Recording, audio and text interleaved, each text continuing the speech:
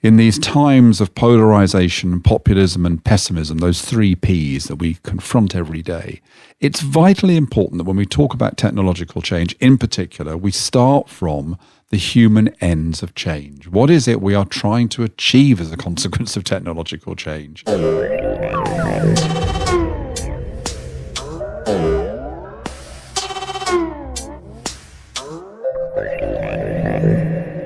Hello and welcome to the Exponential View podcast. I'm Azeem Azhar, the creator of the Exponential View and your host today. In today's podcast, I'm in conversation with Matthew Taylor, the Chief Executive of the Royal Society of Arts and formerly the Head of Policy for British Prime Minister Tony Blair. Matthew and I talk about the well-being economy in the age of technology and how we'll get there. But before we get to the conversation, let me tell you about Exponential View. It's my way of explaining how the world is changing under the force of technology. The podcast, these conversations with some brilliant minds, is one avenue. The other is through my free newsletter, a wonder missive which lands in your inbox every Sunday.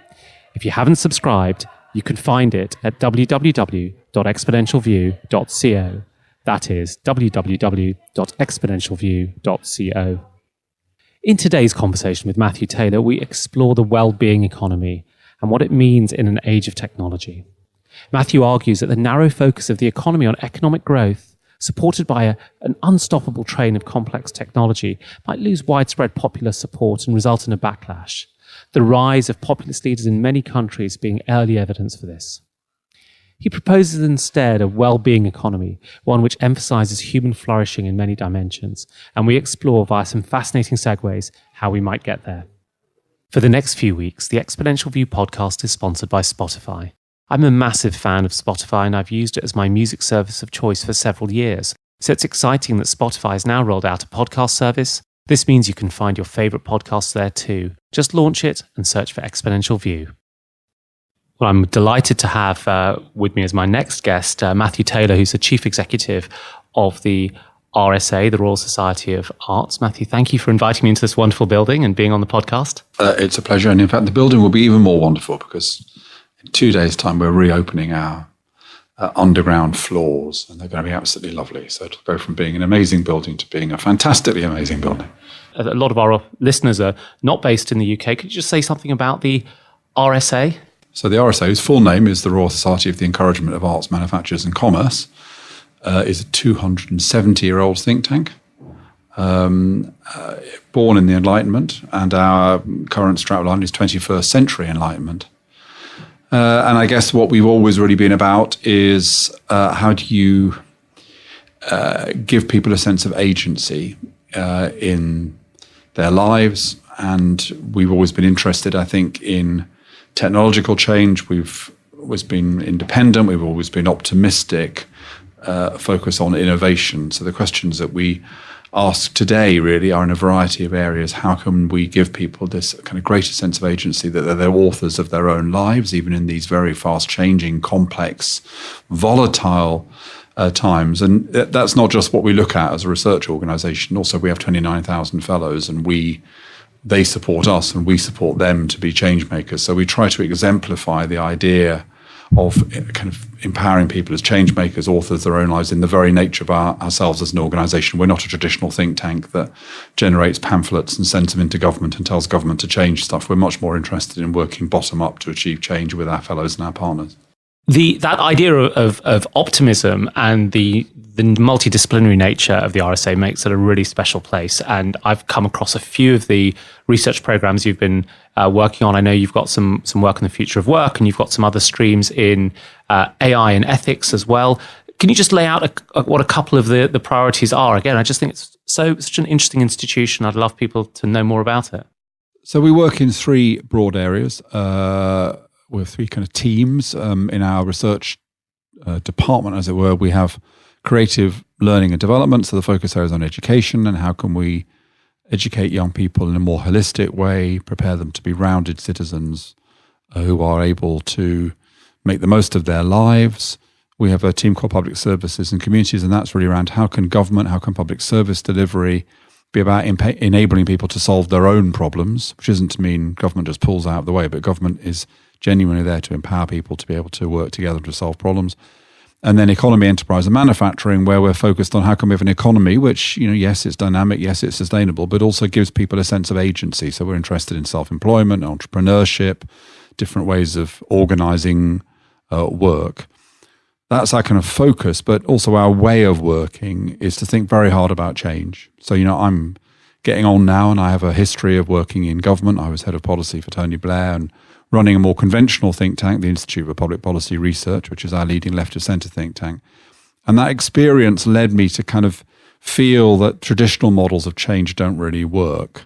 So we spent a lot of time here thinking about how is it you develop programs of work which have got a chance of achieving real impact. And so much so that we even have a phrase to describe our theory of change, which is a bit of a mouthful, but we talk about thinking like a system and acting like an entrepreneur. So we encourage an approach to change which tries to understand problems systemically and to imagine different systemic solutions, but then says the way you go about change is very agile, very adaptive, very responsive, more like a designer than a policymaker. And we think that is the way the world works. What we found is that that idea, think like a system, act like an entrepreneur, is one that is compelling to people. The problem is our institutions, generally speaking, aren't set up to work in that way. No, they aren't at all. And I have a phrase that's similar to yours. It's not quite as sophisticated. It's think big, start small, act fast. It's my modality. More catchy, I think. More catchy. Less highfalutin, as they say. So one of the systems that you and I discussed earlier was the idea of the economy and this question of the well-being economy. And I think you raised with me this notion that perhaps one of the things we need to think about is how can we construct an economy that acts in the interest of the well-being of citizens and participants. Do you want to just say something about what you mean by the well-being economy? Yeah, so let me start with, because this is a conversation, this is a podcast often focusing on technology. Mm-hmm. So I want to start by saying that I think that the way we talk about technology is in danger of repeating a mistake. And it's a mistake that we made very recently and with pretty catastrophic consequences. So it's particularly kind of poignant that we may make it again. So the mistake that we made was around globalization and the way we talked about globalization. So if you go back, 15, 20 years, the way people generally speaking spoke about globalization, were encouraged to think about globalization, had the following characteristics. First of all, it was portrayed as an unstoppable force, something that there was no point trying to object to it. You were stuck in the past if you did. Globalization is coming. There is no alternative. Secondly, it was portrayed as something which would have winners and losers, but that there would be more winners than losers, and the losers just need to kind of suck it up, really, just need to kind of recognize they're on the wrong side of history and kind of adapt. Thirdly, it was argued that globalization would mean some things that you kind of cared about, like national sovereignty, for example, or defending certain industries, or the makeup of your population, for example. These are things you could no longer expect to control, and you should just let go of that stuff. Stop worrying about it. It's outdated. Mm. And then finally, we were told about globalization. It's all, particularly financial globalization, it's all terribly complicated. Mm. But don't worry, because there's these people in banks, and they really get it, and it's all going to be fine. Now, we kind of know where that story ended. So it ended with the global financial crisis, and that more than anything else accelerated trends that could already be seen, actually, but trends towards populism.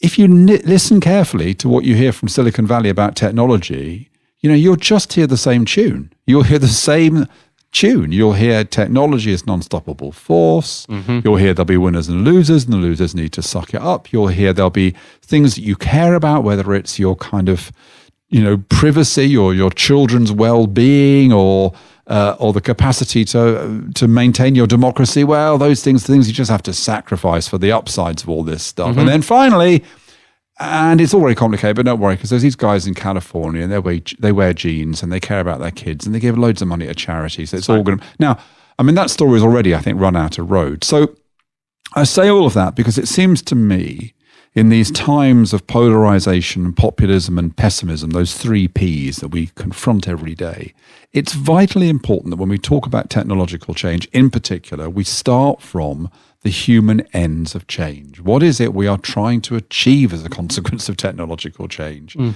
And it's bizarre to me how rarely conversations about technology start from or assume that we have to have a really strong account of what this is all for. And until we do that, I'm afraid people will feel about technology the same way as they feel about globalization, which is that it is something that is coming for them. And, the headlines, I find it bizarre. When I was young, my grandfather was an inventor. He was an engineer. He got so excited by the technology of that time, even though from today's standards, it was rudimentary. Right. The color TV, he just thought it was fantastic. He was so excited.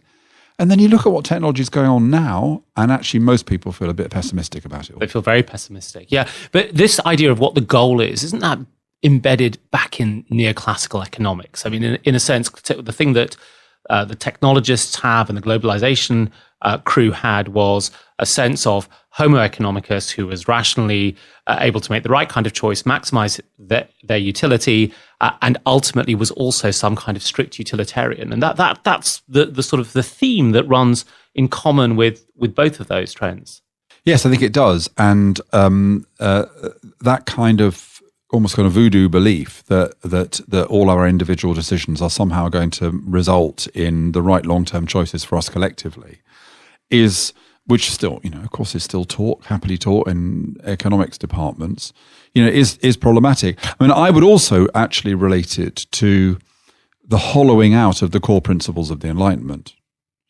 So the core principles of the Enlightenment, I would say, following from the French historian and philosopher Todorov, are universalism, which is some notion of kind of social justice and inclusion, autonomy, which is some notion of freedom, and humanism, which is some idea of progress. The Enlightenment idea that progress is really about what human beings want to achieve. It's not what gods might ordain. Right. And also that we should measure progress primarily in human fulfillment, in the fact that human beings are happier. So from that you get utilitarianism. Now, I think those three big ideas, which we might more commonly talk about as equality or justice, freedom, and progress, I think all of those ideas have become hollowed out in various ways. So, we have come to understand freedom very much as just consumer choice, rather than a much deeper account of freedom. Because actually, when you think about what it is to be free, unless you have autonomy, self-control, self-discipline, you're not really truly free. I think similarly that notions of justice too often get reduced to the mere metrics of inequality. And important though those are, actually really important in justice is respect, mutual respect, getting on with people different to yourselves, which is something we're not doing terribly well at the moment. That's right. And then humanism, that notion of progress, has been hollowed out into kind of rising GDP rather than a deeper account of what, human advance might be. Right, absolutely. And so this idea that consumer choice leads to happiness, you can turn the mirror on that and look at the work of Barry Schwartz, I guess, in The Paradox of Choice, or Avner Offer, who's a historian. Absolutely brilliant. His idea of commitment devices, those things which we built to protect ourselves from the fact that our short-term choices are often wrong, is a brilliant idea. I use that idea all the time. Yeah, absolutely. And he has this fantastic phrase, which was from his book in 2006. I'm going to paraphrase it now. He says, the only commodity that we actually have in control that matters is attention. And what's fascinating is that book was written and would have gone to press about the same time that a young Mark Zuckerberg was creating Facebook. Yes. And now, 12 years later, the tech industry is sort of turning itself back and saying, well, the attention economy, perhaps it doesn't really work for us. And it highlights, I think, the observation you made about technology and globalization, which is that we could be running the same record again. The frustrating thing for someone like me who sits near the tech industry is lots of quite smart people who are not involved in technology have actually already written about, thought about, and articulated some of these issues. And I suppose one key observation on that was that when we think about the expansion of globalization, particularly in the 70s, it was in the early 70s, I think, that Eastland came out with the first study that showed that happiness was declining in richer nations, even as their GDP rose. And I think I didn't even more exactly. I think what he argued was that the correlation between rising wealth and happiness declined beyond a certain point. Yes, beyond there is still a correlation, but it becomes much shallower. Yes, and it's still the case that within countries, if those countries become better off, people become happier. But the disparity between countries becomes less beyond a certain level. Yeah. Right. Yes, because there's only so much additional stuff. A question in my mind is, why has it taken 45 years, perhaps, for that to become widespread part of the policy that we pursue within our economies? Well, I think it comes down to a distinction which I invariably have to explain to the brilliant young people who come and work at the RSA, which is the distinction between an idea and a solution. Mm-hmm. So people come work in a place like this and they think that the hard bit is having ideas. Actually, it's not.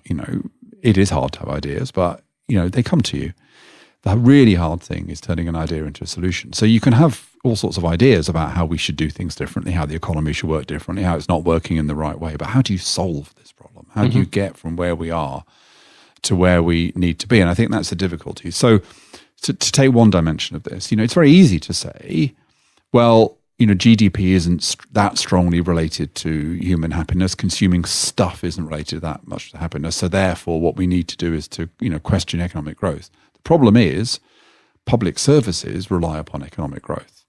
So if you don't have economic growth, you're not generating more tax revenues. What are we going to do about the fact that we've got an aging population, for example? So the question of how we have an economy which is more humanistic, which emphasizes, well-being, not to mention sustainable, more environmentally sustainable, which is absolutely pressing, but yet have an economy which is able to generate the kind of resources we need to deal with the collective challenges we face. Now, that's something that requires a solution rather than just a kind of idea.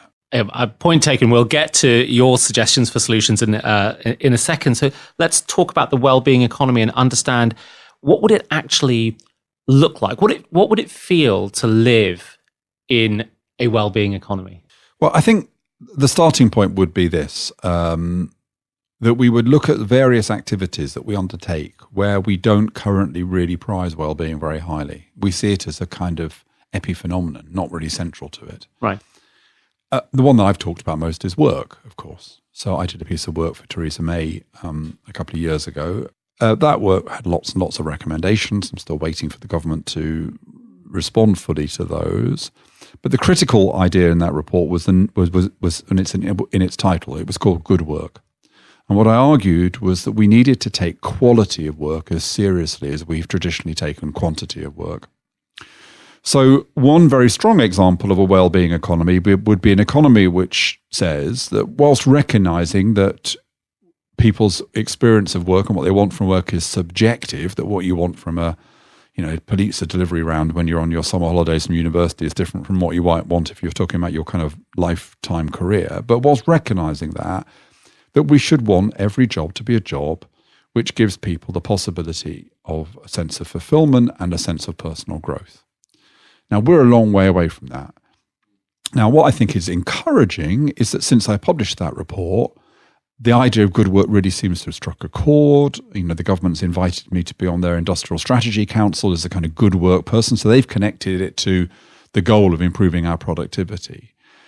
So I think there is a kind of recognition that if you want to recruit and retain and motivate people on the one hand, and if you want to treat people just decently, we do need to think about quality of work, and we know what the metrics of quality of work. So moving away from a kind of view that says what happens at work is that you get paid to do whatever stuff you're told to do, regardless of whether or not you like it, you think it's got any purpose, there's any dignity. That would be a major step forward. And I think that debate is shifting. I really do. Yeah. But we would argue from the RSA's perspective that you might want to look at other things as well. You might look at education. I think most school kids have a pretty miserable, boring time in school, to be quite honest. And our schools are exam factories. If we said, actually, we should design schools on the basis that young people really enjoy going to school and they emerge from education with a love of learning and self-confidence about learning, we would have to do things radically differently. Right. I think if we talked about urban spaces, we talked about what is it in cities that gives people a sense of well-being, we would immediately want to put much greater emphasis upon shared spaces, parks and amenities like that, because it looks like those are really the places that give people a sense of connection and enjoyment. And so I think the first thing a well-being economy would do is look at all sorts of stuff in our society and say, well, at the moment, well-being is not a very important criterion in terms of the policies decisions that we make. What would happen if we started to say it was a much more important criterion? Absolutely. We're starting to see some early evidence. I know Uber has a very complex relationship with people discussing the nature of good work, but Uber in London recently teamed up with a couple of Oxford economists to look at the behaviour patterns of Uber drivers. And what was fascinating was that the average Uber driver in London was working about 30 hours a week. So it's sort of far below the average worker in London and far below the stories we hear of them working 60, 70 hours a week. And that 70% of them significantly changed their work pattern on a week-to-week basis. And when they sort of did some qualitative research, they identified that they were doing that because they had personal things they had to look after. They had to take their dad to the doctor or pick up the kids from school. And what I found interesting was that the traditional Homo economicus was only going to focus on the dollars or the pounds coming in. And as I said, Uber's a complex story in the investigation of what makes good work. But I found that early evidence that you can see these behaviors emerge once people are on a work platform, which gives them a little bit more autonomy. Something that sort of reinforces this notion of a well-being driven economy. Yeah, well, I think that's fascinating. And as you say, Uber is a complex company, and it's still, I think, the great mystery is how it's ever going to make any money. But if you put that to one side, I have defended the gig. You know, when Theresa May asked me to undertake my review on work, I think a lot of people thought that the problem was the gig economy and that my job was to find ways of restraining the gig economy. Now, I suggested various changes and shifts to how certain gig economy platforms work. Of course, the gig economy covers an enormous range of different types of things. So I did suggest some extra regulations and some clarification in relation to the gig economy. But I am not somebody who condemns the gig economy, precisely because, as you say, in many ways, it can offer people more control, more flexibility. It actually helps with issues like population aging, because it can provide the forms of flexible work that people might want later in life, where it is more the case that maximizing income may not be their top priority. So, yeah, I don't think there's anything inimical between the gig economy and the idea of good work. But it's important that we get the framework, the regulatory framework, right. You know, the problem with many gig companies is that they are making money by arbitraging the kind of tax and employment regulation system. Yeah. If we could get that right, if they were obeying the rules and the rules were right, then what I'm not fundamentally concerned with is the core business model. I think that's fine, actually. Yeah, I mean, in the sense that the challenge with gig work is as much about the way in which benefits are managed, because those are the things that workers lose out on through this arbitrage that goes on. And I think you're starting to see some solutions come out of the private sector, companies providing insurance products and pension products specifically for gig workers, filling the gap until I think regulation or legislation catches up to start to categorize these people in particular ways that I think that you recommended. Yeah, and I think what you're also seeing on many of these platforms is either through the platform itself or through people on the platform using social media like WhatsApp or whatever, is that they are creating groups. They're creating some kind of sense of the collective, solidarity within those groups. So I think that's an important human need. And one of the challenges of people who are working through platforms or are freelancing is that it can be an isolating experience. As somebody once said to me, who'd gone from being freelance, going back into working for an organization, I said, "Why did you do it?" And he said, I was sick of being the only person invited to my office Christmas party.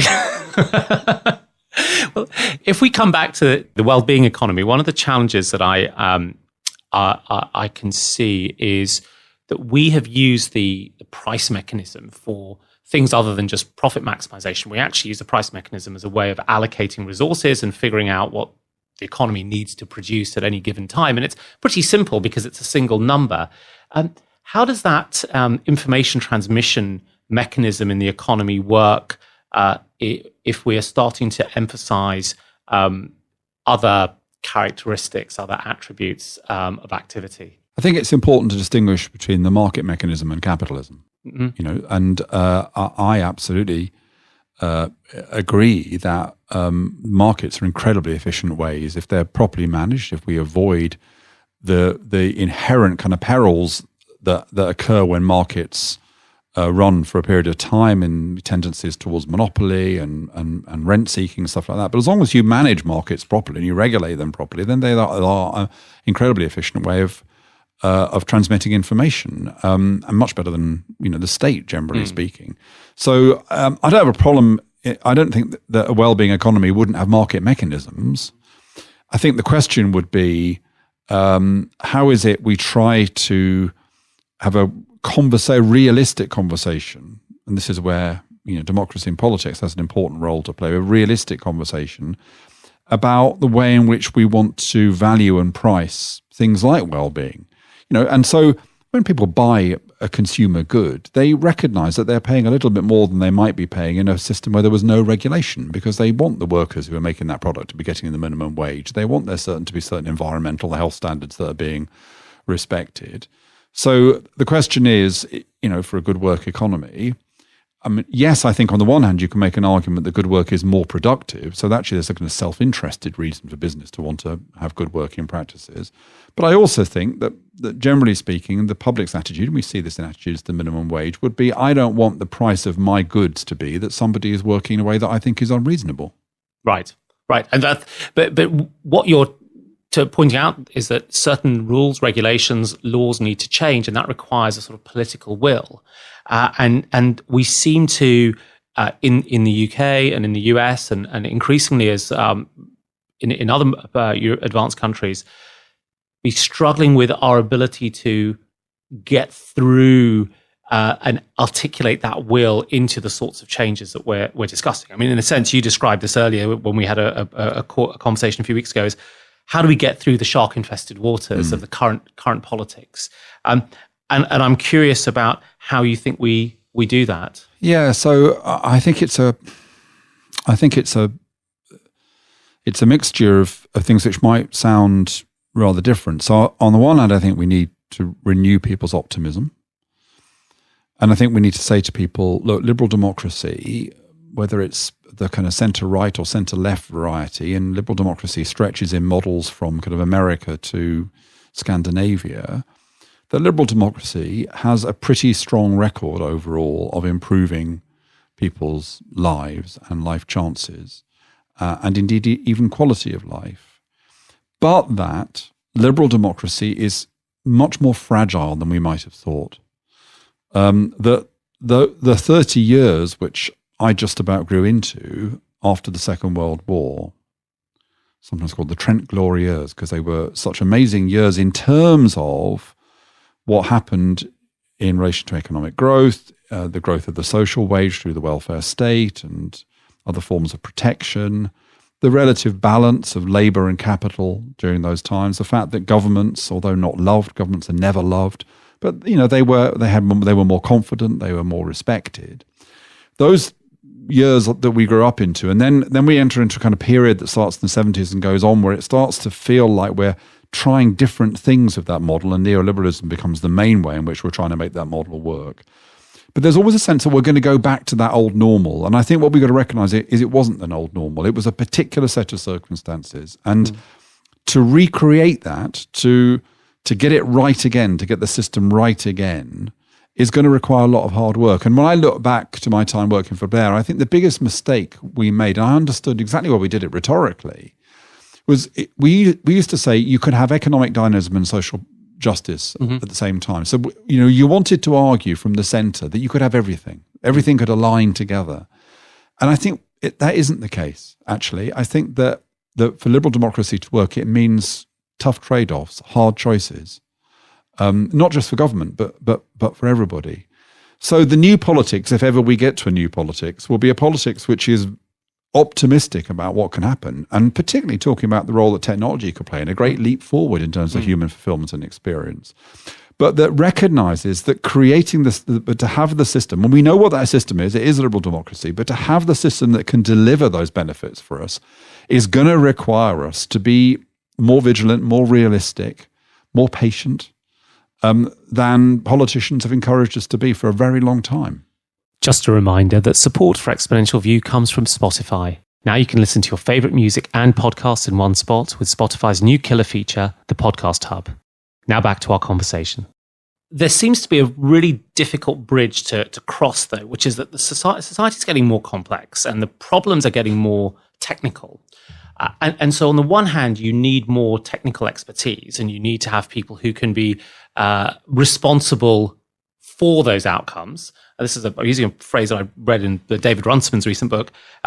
But voters may want people who are responsive towards them. And I think what we're seeing, certainly within populist movements, is those who are being elected are people who are responsive to the emotions and the mood, and they're very distinct in their capabilities to run the technocracy that's required to actually figure our way through these problems. How do we actually close that gap? Are we looking for somebody who can capture both of the attributes of sort of personality, charm, motivation, and technical expertise, or do we need some other sort of bridging mechanism? Yes. So this is a question I think about a great deal. I think about it even more than the form of West Bromwich Albion, which is saying something, because that's normally the thing that obsesses me. I think in a way that we somehow need to have a conversation which is at one at the same time about even bigger stuff than we normally talk about, but then at the other extreme is also about some of the nuts and bolts that we don't talk about enough. So what I mean by this is that there's a lot of our conversation about what's going on. You read, Dave Runciman's book or Yasha Monk's book about what's wrong with liberal democracy. In a sense, what they're talking about is the system, the economic system, the social system, the political system, democratic system. So we look at the kind of system. And I want to say that I think there's a couple of other things going on here. I want to say that I think one of the things that's going on, and I think that you see in the newer books in this space, Francis Fukuyama's book on identity, Will Davis's book on nervous states, you see a bit of this, is that some of this is about the human condition, actually. Mm-hmm. Some of what's going wrong in the world right now is that we aren't, in a way, being realistic about how it is we have to live our lives in the 21st century. It's almost as if we're kind of people in the therapist's couch who feel angry and resentful and have to go through that process you go through in a kind of psychoanalytic process of coming to terms with the reality of life. Mm-hmm. Freud talked about replacing hysterical neurosis with everyday melancholy. In a sense, it's kind of understanding the way life is and the responsibilities that we have to take if it's going to work. We don't really have that kind of conversation. And then at the other extreme, we don't have conversations about the fact that the system is just dysfunctional in very simple ways. So I've argued very strongly, for example, for more use of deliberative democracy. That is to say, democracy which engages ordinary citizens and uses them to help make decisions. So I think I want to say, let's try to repair the things about the system which are just currently basically not working, which means we need an agenda about democratic reform and renewal so that our democracy is a bit more fit for purpose. And let's also try to have a conversation which is about, as it were, the deep challenges of living in the 21st century. So let me just very quickly explain what I mean, because that might sound terribly abstract. Mm-hmm. So just to give, this is an unbelievably huge generalization. But as someone said to me, don't knock generalizations, they're more important than sex. And I said, this is ridiculous. And they said, have you ever been a week without a generalization? So it's a fair point. So to generalize at the most huge level, if you think about human history, we evolved and developed overwhelmingly in communities where we only knew people like ourselves.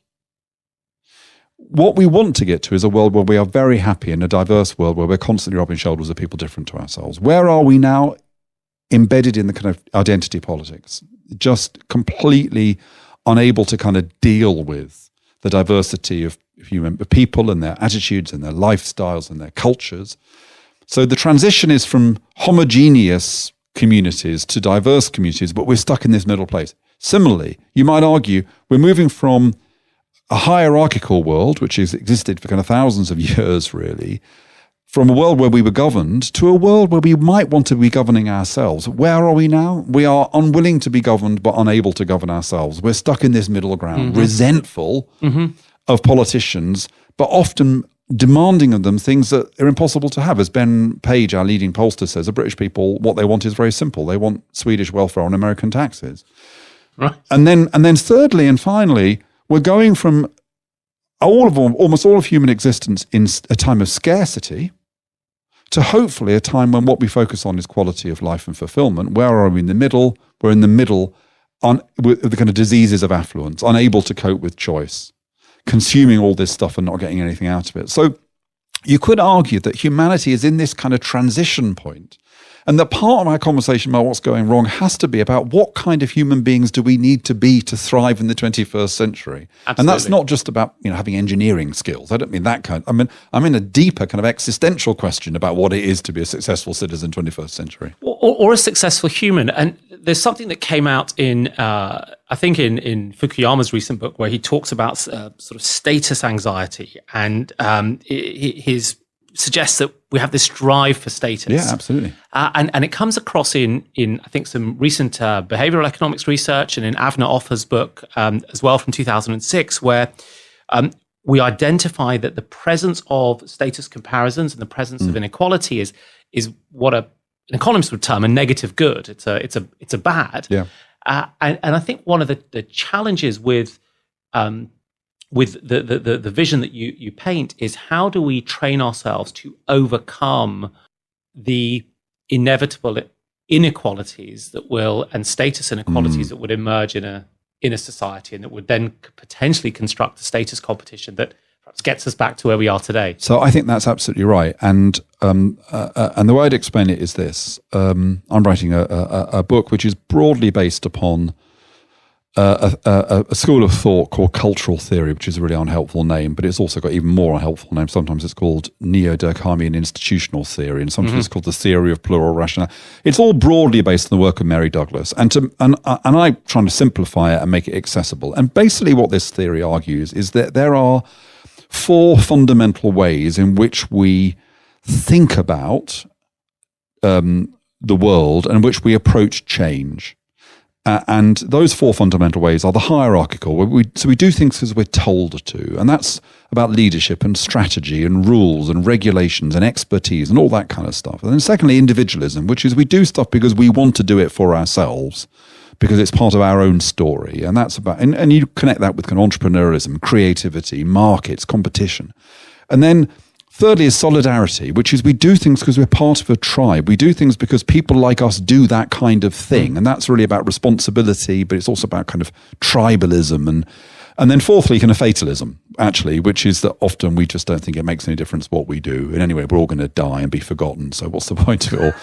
Now, I think that one of the problems of what's gone with liberalism in the last 30 years is it's been all about hierarchy and individualism. The basic deal, and this is the kind of Washington consensus, is that what you need is a government which holds the ring so that markets can flourish. And what you forget in that is this solidaristic element. Now, solidarity, it turns out, has got a left-wing bit and a right-wing bit, or I'm being, traditionally. So part of solidarity is about social justice, social inclusion and fairness. So the left's happy to talk about that. So the left says the problem is inequality, right? But the other half of solidarity is tribe and belonging. And that is the kind of right agenda, which is nationality or social cohesion or tribe belonging, and sometimes in malign forms, kind of racism. Now, what's happened is that if you look at what's going on in the world, the left says the problem's all about inequality, and the right says the problem's all about belonging. They're both talking about two sides of the same thing, actually, in my view. They're both talking about two sides of this kind of solidaristic urge we've got. And I think you're absolutely right in saying that the challenge for us is, how do we meet our solidaristic yearning? How is it we meet our yearning? And Fukuyama gets this right in his book. On the one hand, to that sense that we should all be equal, that we should all have equal dignity, that notion of identity. But how do we reconcile that with the sense we also want to be in a tribe, and that tribe is our tribe, and we will tend to think it's the best tribe or the most oppressed tribe, or sometimes both the most oppressed and the best tribe. That is exactly the kind of existential question we've got to grapple with. And if you look at, Trump and many of the populists, they speak entirely to the solidarity. They say it's not fair, and the reason it's not fair is because your tribe's being screwed by that tribe. And liberals have no answer to that.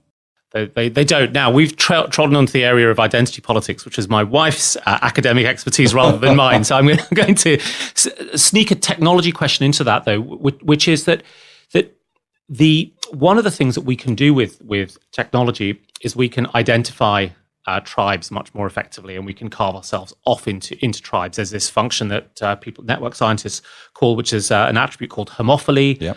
Birds of a feather flock together, and it's why your Facebook friends, apart from the West Bromwich Albion stuff, all have the same interests as you, and why you probably don't know too many people who, love something that you absolutely hate. And technology has made it easier for us to identify and to sort ourselves into tribes.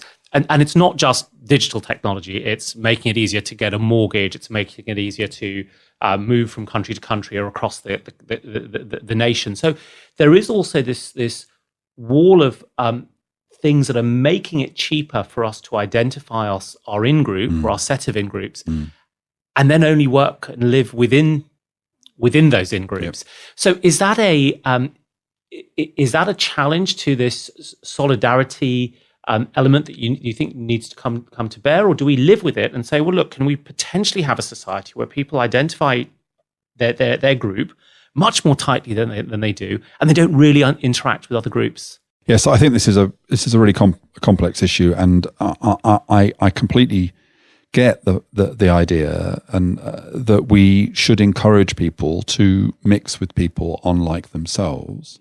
I don't think we quite know how to do that, and indeed, some experiments that have been undertaken are worrying. So recently, you probably know, there was an experiment whereby hard right Republicans were encouraged to read Democratic news feeds and vice versa. And at the end of this process, they became even more prejudiced towards each other than they were at the beginning. So it's quite subtle. So let me give you an example of the subtlety of it. Work that's been done on how it is you overcome prejudice finds that what doesn't work is, so let's talk about Northern Ireland, for example, during the Troubles were Catholics and Protestants. What doesn't work is the model that's often used, which is, well, you go to a Catholic school and you take a Protestant, and the Protestant says, well, I'm a good Protestant, and there we are, so you should overcome your bias against It turns out that the Catholics just think, well, you're obviously the Protestant who's been chosen because you're different to the rest of them, and, that doesn't really, and that's often the approach people take to these divides, which is, let's find somebody on the other side who's kind of acceptable, and we'll bring.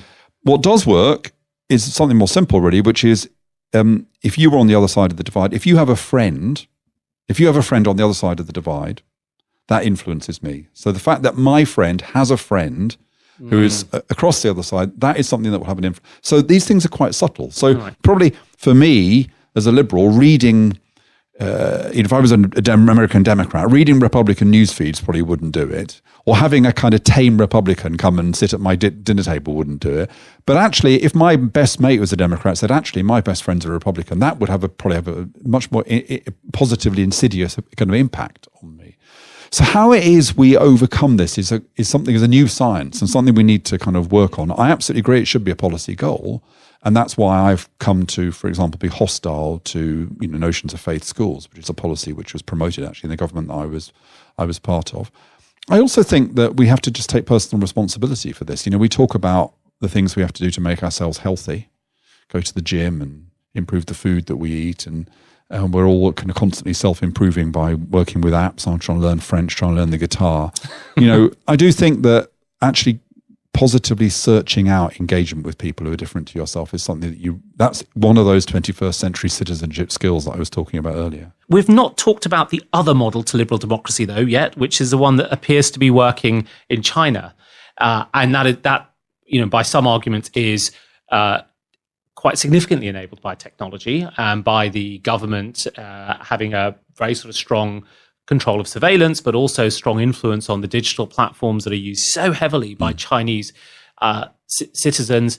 And I suspect also a notion out of sort of Chinese traditionalism, which is less individualistic and more family-oriented and more community-oriented than we've had in Western traditions.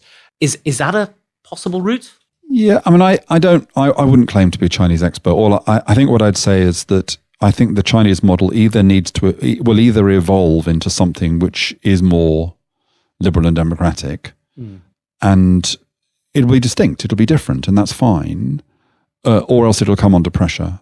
I think it's a model which works at particular stages of development, but I'm not sure it's one that will sustain itself. So I'm not saying China ends up looking like Britain. What I'm saying is that I think ultimately as people become more educated, their expectations rise, the kinds of issues which they need to address become more complex. Your ability to spoon feed them the answers and to expect them to be deferential to authority will diminishes. So, I could be wrong about that. And certainly, there is no question that if you're talking, and when I write about this quite a lot, when you talk about what's going wrong with liberal democracy, the fact that non-liberal democracies, non-liberal, non-democratic systems seem to be doing quite well is part of what's going on at the moment. And there is one interesting thing I think that's happened in China, which is a recognition by the state that the digital platforms form a part of the civic architecture. And so they take a very close eye in a particular way that might be uncomfortable to us, something that I think we haven't recognized or acted on is that these large platforms, whether it's an Amazon or a Facebook or a Google or an Uber, actually form part of the civic architecture. They form part of the space that was previously a public space. And we haven't yet figured out what we want that relationship to be with those platforms. Yeah, no, I think that's true, and I think that what the Chinese model tells you probably is that the dystopia you should be more worried about is the Huxley dystopia rather than the Orwell dystopia. The dystopia is one in which people are perfectly content with a system that right. kind of gives them what they want in exchange for their obsequience, rather than a kind of Orwellian vision of an incredibly authoritarian system overseeing a kind of crumbling society. And who knows, perhaps human beings will say, look, as long as we're getting the goodies and as long as, we're taking the pills, who needs democracy? I think it's unlikely, but that's one of the things we have to find out. You're an optimist. I'm also an optimist. So I don't think we would ever settle for humans just taking a sort of passive role and handing over their agency for a few video games and delivery fried chicken. I mean, I think we hope that humanity's got more to it than that. I think so. And, I talked earlier, didn't I, about hierarchy and solidarity and individualism. I didn't talk about fatalism. And fatalism absolutely fascinates me because I think that being aware of our own mortality, being aware of the kind of futility of human existence in many ways is an absolutely necessary part of being able to live your life fully. And, you get this from Eastern religious traditions. You get it from all religious traditions, actually. So one of the things that we've lost as religion has declined in the importance of most people's lives has been religion was a way of helping us deal with fatalism. I mean, sometimes through the kind of mythology of going to heaven or whatever, but nevertheless, it kind of gave us a way of addressing the pathos of human existence in a way that was manageable. Capitalism gives us no scope at all to do that. We're constantly running away from it. And I think that does generate some of the pathologies that we have. Well, and the life extension work and the singularity work that goes on so that people in Silicon Valley can avoid dying. Well, there's already an answer in Eastern mysticism, which is called reincarnation. Yeah, solved. If you believe that, then that's that problem solved. I am cognizant of this, the time in this discussion. You have a book coming out. I have a book I've been working on for a very long time. And my advice to anybody writing a book is don't try and write a book which is a theory of everything. Start with a history of Victorian fireplaces. It's much easier. So I made the mistake of trying to write a book about the very nature of kind of social change around this idea of these kind of basic ways in which we think about the world. And it proves to be a kind of bottomless pit. So I'm on my kind of 15th version. And who knows, one day it might emerge. Well, when it emerges, it will be a beautiful butterfly, I'm sure. Matthew Taylor, thank you very much. I've loved it. Cheers. Azeem here. Well, as we heard, Matthew's new book isn't quite ready for the presses yet, but you can keep up with him on Twitter. He's at RSA Matthew. I'll be back next week with another great conversation.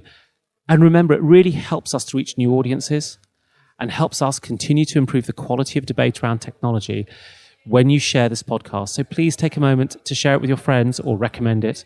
Thank you very much. Bye-bye.